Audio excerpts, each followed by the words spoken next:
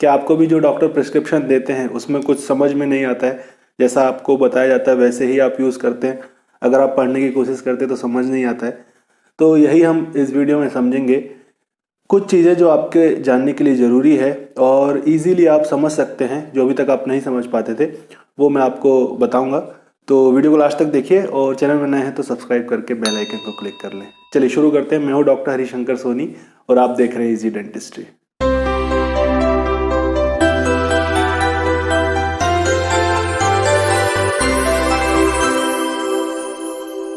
चलिए समझेंगे। तो जैसा मैंने आपको बताया कि प्रिस्क्रिप्शन में क्या क्या लिखा जाता है हमें समझ में नहीं आता है, अगर हम मेडिकल फील्ड से नहीं है तो जैसा बताया जाता है हम वैसा यूज़ कर लेते हैं।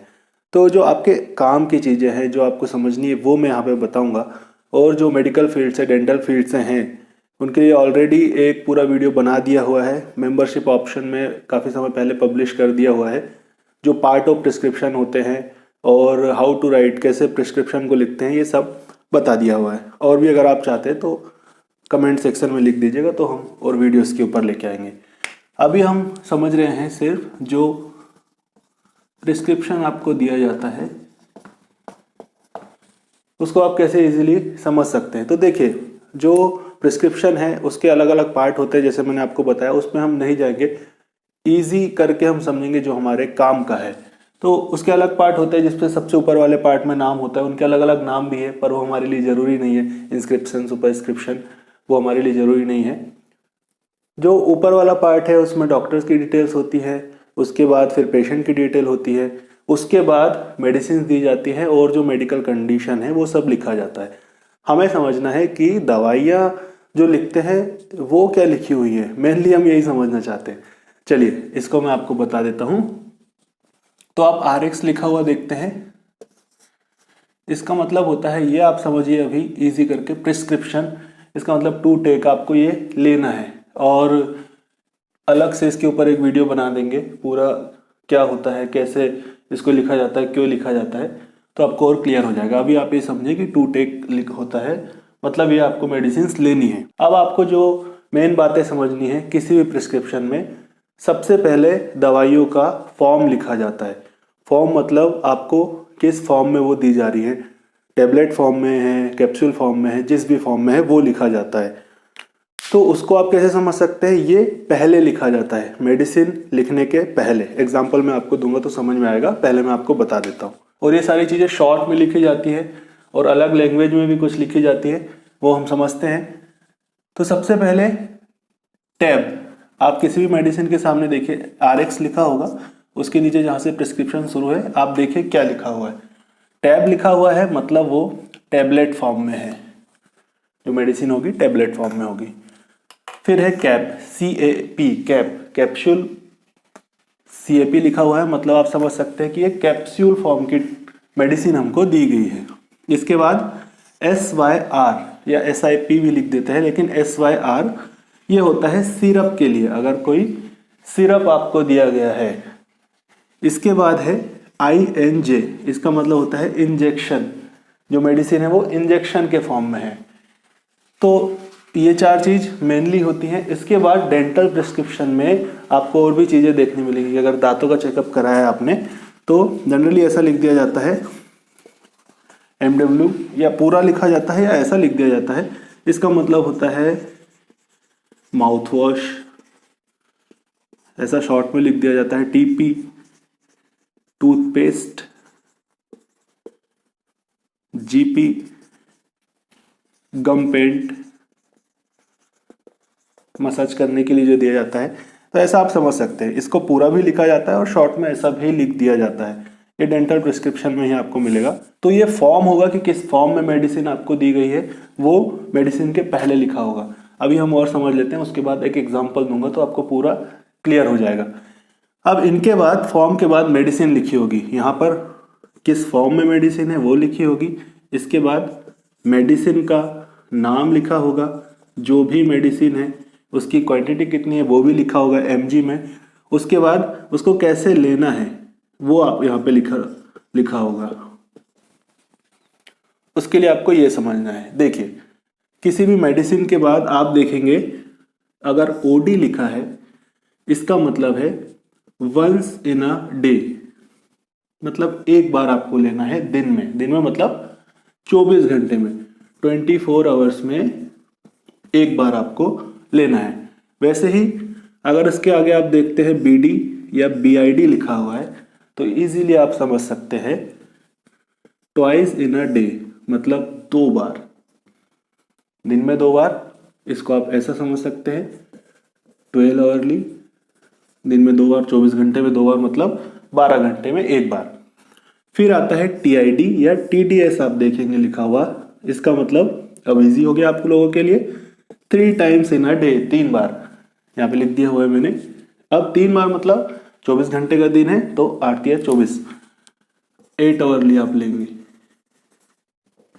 वैसे ही क्यूआईडी 4 टाइम, अब इसको आप डिवाइड कर सकते हैं 4 टाइम्स इन अ डे, दिन में 4 बार, मतलब 6 घंटे में लेना है। 6 × 4 24, 24 घंटे में 4 बार, मतलब 6 आवरली, 6 घंटे में एक बार आपको लेना है। तो मेडिसिन में जो मेन चीज आपको समझनी है वो यही है। फॉर्म आप देख सकते हैं, आपने देखा पहले लिखा हुआ है टैब, मतलब ये टैबलेट है।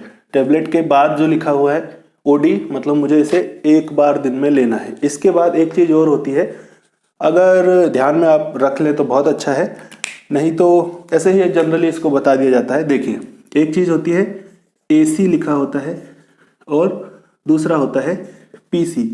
अभी सब शॉर्ट फॉर्म है, ये लैटिन वर्ड है, लैटिन भाषा के शब्द है, हम इसको ज़्यादा टफ नहीं करेंगे। इनका वैसे मतलब होता है एंटीसिबम और पोस्टसिबम। एसी जहाँ लिखा हुआ है मतलब बिफोर मील, खाने से पहले आपको ये दवाई लेनी है। अब दूसरे वाले का आप बताएंगे, पीसी मतलब पोस्टसिबम, लैटिन वर्ड है, उसको छोड़ दीजिए। पीसी जहां लिखा हुआ है इसका मतलब है आफ्टर मील,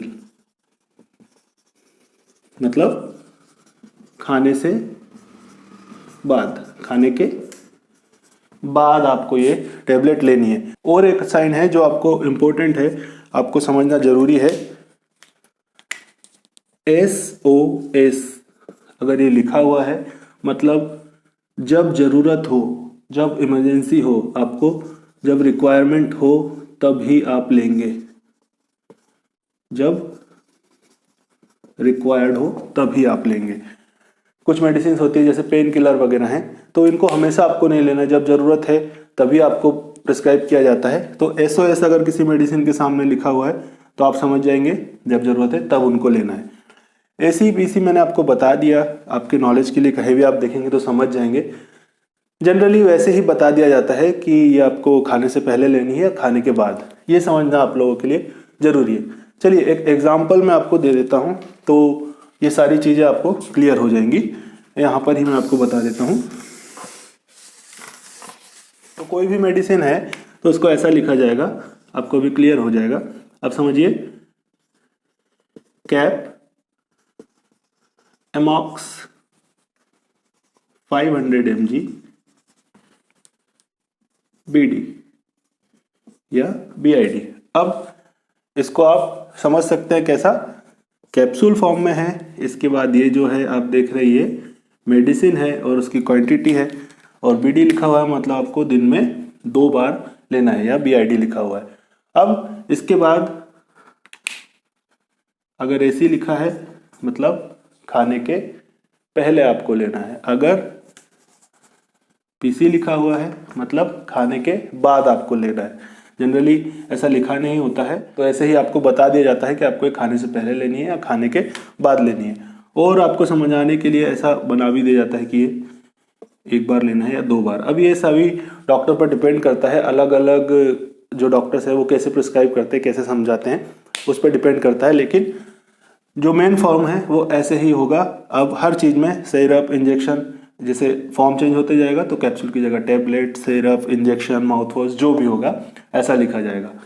तो ये आप एक बार देख लीजिए, और मेन आपको ये देखना है, और जो SOS वाला बताया ये सारी चीज़ें आपको ध्यान रखनी है, कितनी बार लेना है, या आप इजीली समझ सकते हैं। तो और ज़्यादा टफ नहीं करेंगे, इतना आपको अच्छे से समझ में आ गया होगा। और भी अगर कुछ क्वेरीज हैं, कुछ समझना चाहते हैं तो कमेंट सेक्शन में लिख देंगे, तो हम आगे की वीडियोस में उनको क्लियर कर लेंगे। तो तो होपफुली अब आप प्रिस्क्रिप्शन को देखकर समझ सकते हैं कि इसमें क्या लिखा हुआ है। तो इस वीडियो में इतना है। अगर वीडियो आपके लिए हेल्पफुल रहा तो इस वीडियो को लाइक जरूर करना है और शेयर कर दीजिए अपने फ्रेंड्स के साथ, अपने फैमिली के साथ वीडियो को शेयर जरूर आपको करना है। और कमेंट सेक्शन में आकर बताएं किन टॉपिक पर और वीडियोस आप देखना चाहते हैं, समझना चाहते हैं।